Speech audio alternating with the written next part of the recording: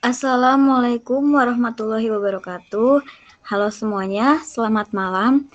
Terima kasih telah hadir pada pertemuan kita kali ini, yang dimana kita akan melakukan sebuah simulasi tentang metode Scrum dengan mengambil studi kasus tentang vaksinasi, yang dimana kita akan membuat softwarenya. Lalu perkenalkan dulu, nama saya Ayu Wandira Yuda Kartika. Di sini saya sebagai Scrum Master dan rekan saya. Perkenalkan, nama saya Alwi Deli Sanjaya. Saya sebagai Product Owner. Perkenalkan, nama saya Ahmad Iqbal Rizkytama. Saya sebagai Software Designer. Perkenalkan, nama saya Wahyu Chandra. Saya sebagai programmer dan tester. Baik, terima kasih atas perkenalannya. Langsung saja kita mulai.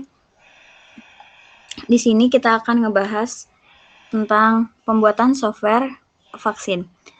Yang pertama adalah saya akan bertanya kepada product owner, yaitu Mas Widel, bagaimana Mas gambaran umum tentang software yang akan dibikin atau dibuat oleh para tim developer. Silakan dijelaskan. Baik, izinkan saya menjawab. Jadi gambaran umum dari software yang akan dibuat adalah software yang berbasis web. Jadi itu tampilan web gitu, yang akan mengolah data masyarakat tentang pendataan vaksin. Software ini akan ditujukan untuk masyarakat dan Satgas COVID, sehingga software ini akan berguna bagi tenaga kesehatan serta masyarakat tentunya. Terus kesehatan masyarakat, nakes ini untuk tujuannya untuk melihat stok vaksin yang tersedia, terus untuk melihat jumlah jadwal vaksin keliling. Sedangkan masyarakat untuk melihat data yang sudah divaksin sebagai bukti vaksin yang pertama, sehingga bisa menjadi bukti dan memudahkan pemerataan penyebaran vaksin gitu. Baik, terima kasih atas jawabannya. Dapat saya simpulkan bahwa software ini akan dibuat dengan sistem website yang dimana tenaga kesehatan dapat menginput atau dapat melakukan penginputan dan masyarakat hanya bisa melihatnya saja. Benar begitu, Mas? Iya, benar. Baik, terima kasih. Lalu pertanyaan yang kedua adalah fitur-fitur dari software yang akan dibuat oleh para tim developer dan proses atau prioritas dari fitur tersebut seperti apa? Baik, di sini saya akan menjelaskan fitur dan prioritas dari website tersebut. Fiturnya yang pertama ada stok vaksin, yang kedua ada jadwal vaksin keliling, yang ketiga ada data yang sudah divaksin atau divaksinasi gitu. Terus apa sih prioritasnya? Nah, yang menjadikan prioritas adalah fitur data yang sudah divaksin gitu. Baik, terima kasih atas jawabannya. Dapat saya simpulkan lagi bahwa fitur-fiturnya yaitu terdapat 3 fitur. Yang pertama adalah stok dan pengingat vaksin, lalu yang kedua adalah jadwal keliling vaksin, lalu yang ketiga adalah data masyarakat yang sudah divaksin. Lalu bisa dijelaskan lagi untuk fitur-fitur tersebut spesifiknya seperti apa, Mas? Baik, untuk spesifikannya, yang pertama kan saya tadi menyebutkan stok vaksin. Nah, di sini stok vaksin ini menampilkan stok vaksin dari kecamatan yang nanti akan digunakan oleh petugas COVID untuk vaksin keliling. Jadi fitur ini dibuat supaya bisa menentukan batas maksimal pendaftaran vaksin bagi masyarakat gitu. Terus, jadi fitur ini juga terdapat fitur pengingat stok, sehingga ketika stok vaksin hampir habis, maka akan ada pemberitahuan atau pengingat yang akan ditunjukkan untuk kecamatan gitu. Jadi secara otomatis langsung ada pemberitahuan. Yang kedua, ada jadwal vaksin keliling. Nah, fitur ini berisi jadwal vaksin keliling yang telah diinput oleh tenaga kesehatan yang dapat dilihat oleh masyarakat gitu. Sehingga masyarakat dipermudahkan untuk mengikuti vaksin yang berada di daerah dekatnya.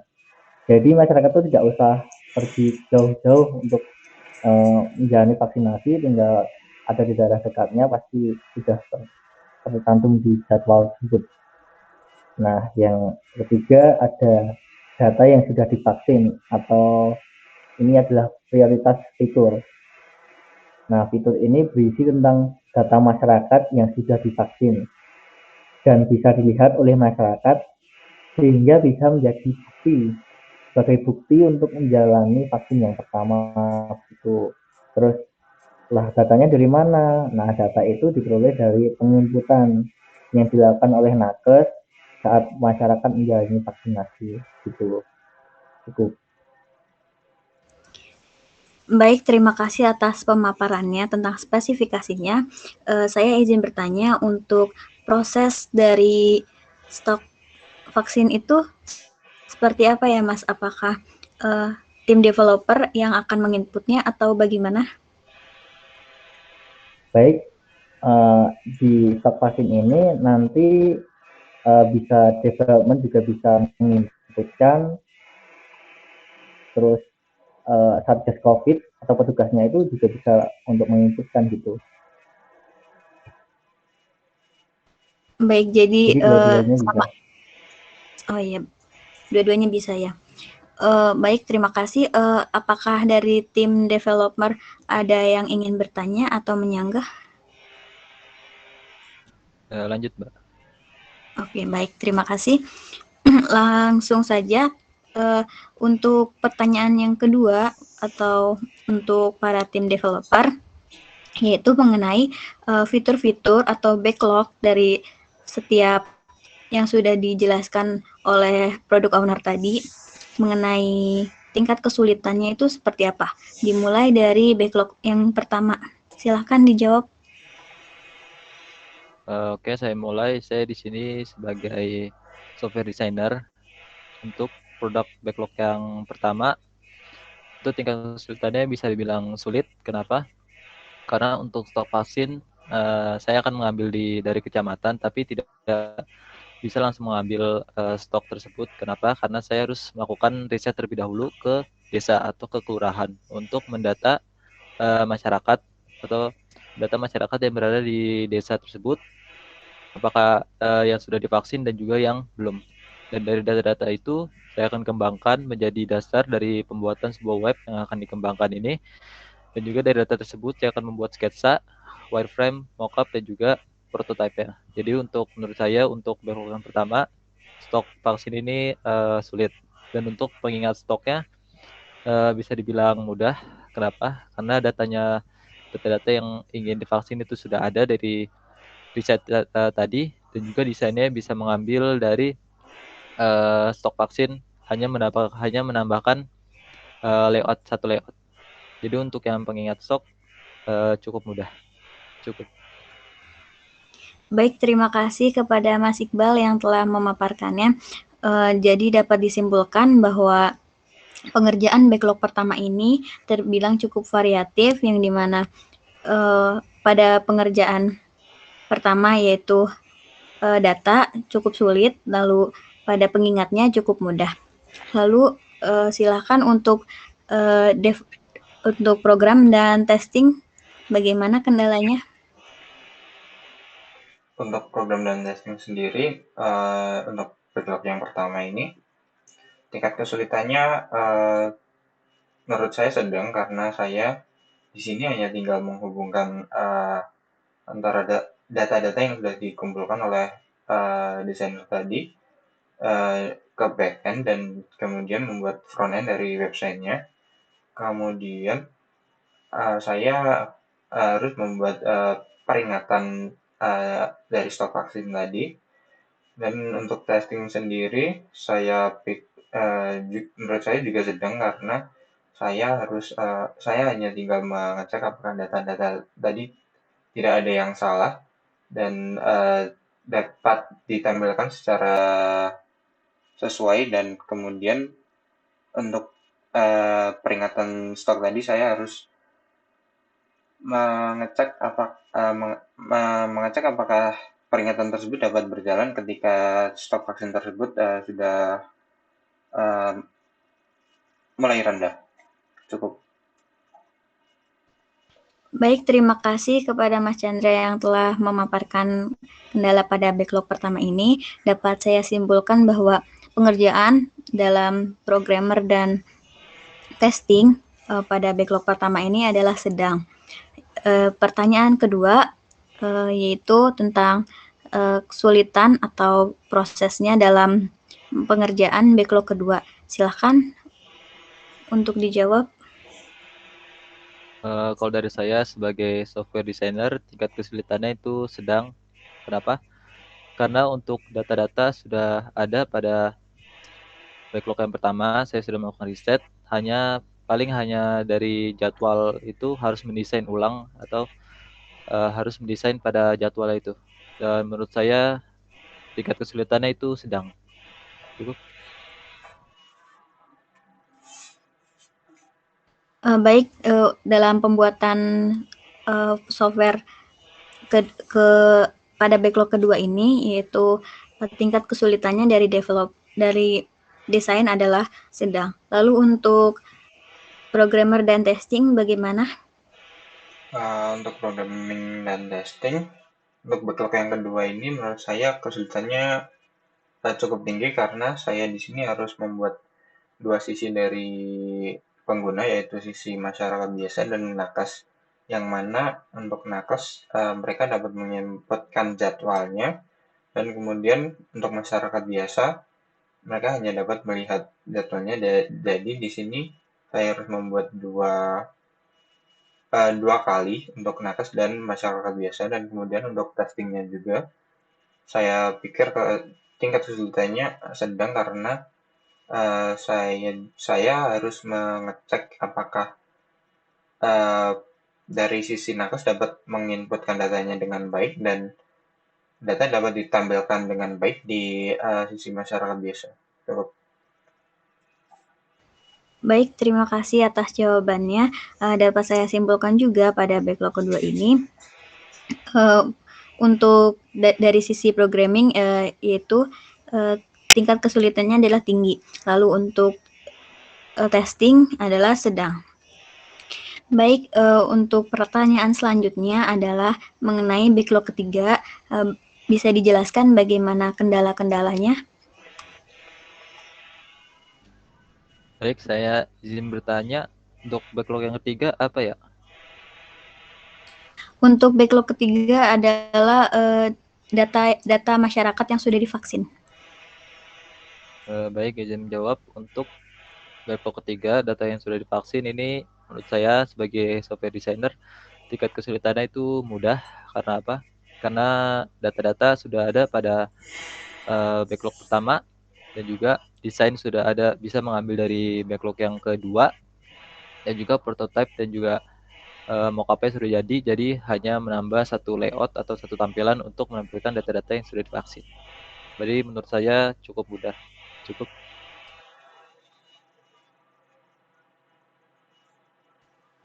Baik, terima kasih atas jawabannya. Jadi mengenai backlog ketiga ini dari tim desain adalah cukup mudah. Lalu bagaimana untuk programming dan testing kendalanya? Untuk programming dan testing sendiri di backlog ketiga ini, menurut saya tingkat kesulitannya cukup mudah karena di sini saya hanya perlu menampilkan data dari masyarakat yang sudah divaksin saja, dan kemudian untuk testing sendiri Saya hanya perlu mengecek apakah data tersebut dapat ditampilkan dengan baik tanpa ada kesalahan. Cukup.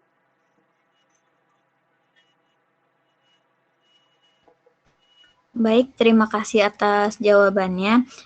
Dapat disimpulkan bahwa pengerjaan backlog ketiga ini oleh programming dan testing adalah cukup mudah. Baik, apakah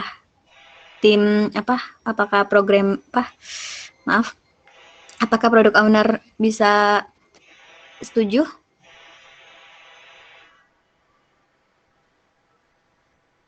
Setuju.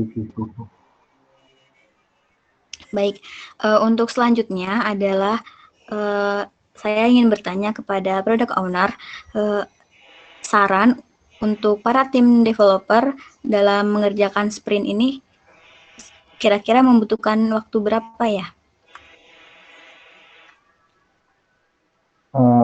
Kalau dari saya kurang lebih 1 minggu gitu. Apakah ada keberatan? Bagaimana tim developer? Tidak keberatan. Bisa, boleh. Baik. Jadi dapat disimpulkan juga untuk pengerjaan sprint ini dilakukan selama 1 minggu atau 2 time block. Lalu saya izin bertanya kepada tim developer bagaimana prosesnya dalam pengerjaan ini. Jadi bisa dijelaskan lebih spesifik lagi bagaimana pengerjaannya. Terima kasih. Oke, dimulai dari saya sebagai software designer. Di hari pertama, saya akan melakukan riset ke desa atau ke kelurahan untuk mendata masyarakat, baik itu yang sudah divaksin maupun yang belum. Dan untuk menganalisanya, saya membutuhkan waktu sekitar 4 jam. Dan juga setelah saya melakukan riset, saya akan melanjutkan dengan analisa. Untuk analisa untuk membuat dasar dari sebuah web dan juga membangun sketsa. Dan untuk itu saya membutuhkan waktu kurang lebih 3 jam. Cukup. Kemudian dari programming dan testing, untuk hari pertama saya akan membuat database dengan memerlukan waktu sekitar 4 jam. Kemudian setelah itu saya akan mengecek database tersebut apakah semua data dapat berhubungan dengan baik dan sesuai dengan data-data yang sudah diriset oleh pihak desainer. Cukup. Dan juga dilanjutkan dengan hari kedua. Di hari kedua saya akan mulai untuk melanjutkan analisa dan juga dilanjutkan dengan membangun mockup dan juga prototype. Dan itu membutuhkan waktu sekitar 4-5 jam. Kemudian untuk programming dan testing di hari kedua ini saya akan mengetes mockup dan prototype yang dibuat oleh pihak desainer, yang mana untuk mengetes mockup sendiri saya memerlukan sekitar waktu 2 jam, dan untuk mengetes prototype saya akan memerlukan waktu sekitar 3 jam. Kemudian untuk hari ketiganya, di sini saya akan memulai untuk pengujian webnya, yang mana akan memakan waktu sekitar 3 hari kerja, dan kemudian di hari ke-7 saya akan melakukan pengetesan terhadap webnya, yang mana memerlukan waktu sekitar 5 jam kerja. Cukup. Baik, terima kasih atas pemaparan secara spesifiknya mengenai pengerjaan lamanya sprint dalam 1 minggu. Untuk product owner, apakah bisa disetujui? Gimana tadi putus-putus? Dari yang sudah dijelaskan oleh tim developer bahwa pengerjaannya selama 1 minggu dan secara spesifiknya sudah dijelaskan tadi. Apakah product owner setuju dengan hal itu? Setuju. Nah, baik. Karena pengerjaannya sudah disepakati dan prosesnya juga sudah disepakati, maka dapat disimpulkan bahwa pengerjaan ini bisa dijalankan dengan baik. Lalu harapan kami, harapan saya juga semoga para tim developer dapat menjalankan atau mengerjakan software ini dengan baik dan bisa mendapatkan hasil yang memuaskan. Mungkin setelah semuanya disetujui, kami cukupkan untuk pertemuan kita pada kali ini. Semoga bisa berjalan dengan lancar, lalu semangat terus. Cukup sekian. Terima kasih telah meluangkan waktunya. Wassalamualaikum warahmatullahi wabarakatuh. Waalaikumsalam warahmatullahi wabarakatuh. Nah, insya Allah.